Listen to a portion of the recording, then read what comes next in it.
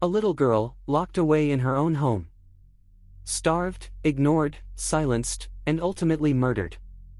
This is the heartbreaking story of Emani Moss, a bright, bubbly 10-year-old girl whose life was brutally cut short by the very people who were supposed to protect her.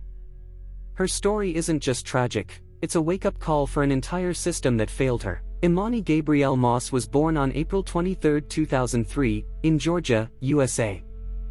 She was a sweet, intelligent, and joyful child. Her teachers said she loved to read, and always tried to help her classmates. Her smile was infectious. But behind the bright eyes was a young girl living a life of confusion, fear, and suffering. Her biological mother had lost custody early in her life, leaving Emani to live with her father, Emani Moss, a man who would later marry a woman that would become Emani's nightmare, Tiffany Moss. From the moment Tiffany Moss entered Emani's life, things changed. What started as subtle mistreatment quickly turned into cruelty. Emani began showing up to school with bruises. She looked thin, tired, withdrawn. In 2010, Tiffany was actually arrested and convicted for beating Emani with a belt and sending her to school with visible injuries. She was sentenced to 5 years of probation, but shockingly, Emani was returned to the same home. It was the first of many chances the system had to save her, and failed. By 2013, Emani's attendance at school became irregular. When she did show up, she looked thinner than ever, her eyes hollow, her body frail. Then, she simply stopped showing up altogether. Her stepmother claimed she was being homeschooled. But the truth was far more horrifying. Emani was being starved. Locked in her room. Denied food. Denied love. She was dying in silence, right there, in the same apartment as her father and stepmother. In late October 2013, after weeks of starvation, Emani Moss died. She was just 10 years old. What happened next defies belief. Instead of calling for help, instead of burying her with dignity, Tiffany and Emani Moss stuffed Emani's emaciated body into a trash can and tried to burn her remains in the woods. The body didn't fully burn. Panicked and guilt-ridden, Emani Moss finally called 911, claiming his daughter had died of natural causes. When police arrived, they found the scorched trash can, and inside, the charred remains of little Emani.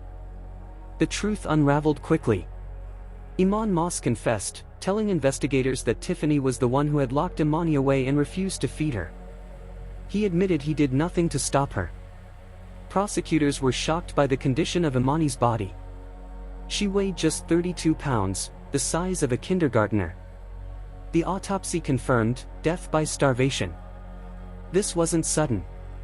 It was slow, prolonged, torturous, and worst of all, it was completely preventable. In 2015, Emani Moss pled guilty to murder and was sentenced to life in prison without parole. But Tiffany Moss, cold, unrepentant, and astonishingly arrogant, chose to represent herself in court. She called no witnesses, presented no evidence, and never spoke in her own defense. The jury deliberated for just 3 hours before finding her guilty on all charges. She was sentenced to death, becoming the first woman in Georgia in over 20 years to receive the death penalty. Emani's death sparked nationwide outrage. How could teachers, neighbors, child services, how could everyone miss this? Georgia's Division of Family and Children Services, DFCS, came under fire for multiple missed opportunities to remove Emani from that abusive home. Advocates began calling for reform. Stronger child welfare policies. Mandatory follow-ups. Transparency in abuse investigations. Candlelight vigils were held in Emani's name. Mourners left teddy bears, handwritten notes, and posters reading, "Never again." Emani Moss should have been protected. She should have grown up, gone to college, become the teacher she once dreamed of being. Instead, her final days were filled with hunger, fear, and loneliness. Let her story be more than just a tragedy, let it be a catalyst. For accountability. For justice. For every child who's still waiting for someone to save them. Rest in peace, Emani Moss. You are not forgotten.